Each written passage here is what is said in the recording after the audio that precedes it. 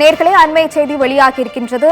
சிவகங்கை மாவட்டம் சிங்கப்புணரியில் இருந்து ஒடுவன்பட்டி மலைப்பாதையில் செல்லும் பேருந்துகள் அடிக்கடி பழுதாகி நிற்பதாக புகார் எழுந்திருக்கின்றது. இது குறித்த கூடுதல் விவரங்களை எமது செய்தியாளர் பாஸ்கரன் வழங்க கேட்கலாம். வணக்கம் பாஸ்கரன், விவரங்களை வழங்கலாம். வணக்கம் நிகிதா.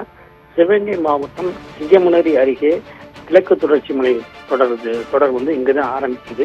இங்க வந்து ஒடுவன்பட்டி அப்படிங்கிற கிராமத்துல உள்ள மலைப்பாதையில கடந்த ஒரு மாத காலமாக பழைய பேருந்துகள் பராமரிக்கப்படாமல் இயக்கப்படுவதாக குற்றச்சாட்டு ஏற்பட்டு வந்தது.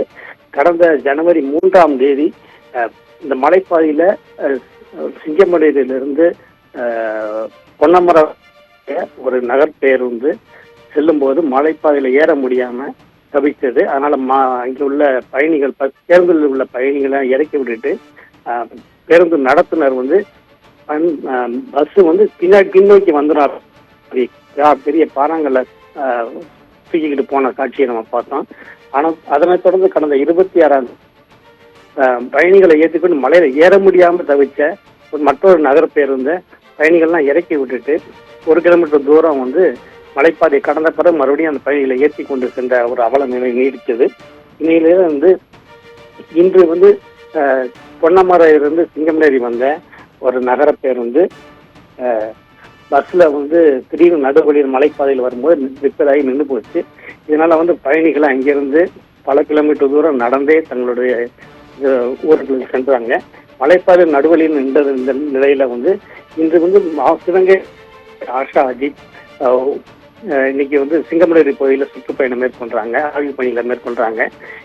அதற்கு அவர் வர்றதுனால அதனை ஒட்டி அரசு அதிகாரிகள்லாம் வந்தாங்க. வர வாகனங்கள் உட்பட பல்வேறு வாகனங்களும் பல கிலோமீட்டர் தூரம் சுற்றி மாற்றுப்பாதையில் இயக்கப்பட்டது. இதனால வாகன ஓட்டிகளும் அவதி அடைஞ்சு வர்றாங்க.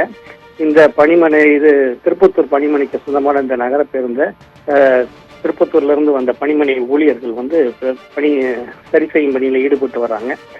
இது மாதிரி மாவட்ட எல்லையாகவும் மலைப்பகுதியாகவும் இந்த பகுதியில நீண்ட நாள் கோரிக்கையா வந்து பழைய பேருந்து பராமரிக்கப்படாம இயக்கி வருது. இதனாலதான் மீண்டும் வந்து பொதுமக்கள் பயணிகள் அவதி அடைஞ்சு வர்றாங்க. ஆனால் புதிய பேருந்து இயக்கணும்னு பல கட்ட போராட்டங்களும் நடத்தி இருக்கிறாங்க. ஆனால் அரசு இதுவரை செஞ்சு சாய்க்கல.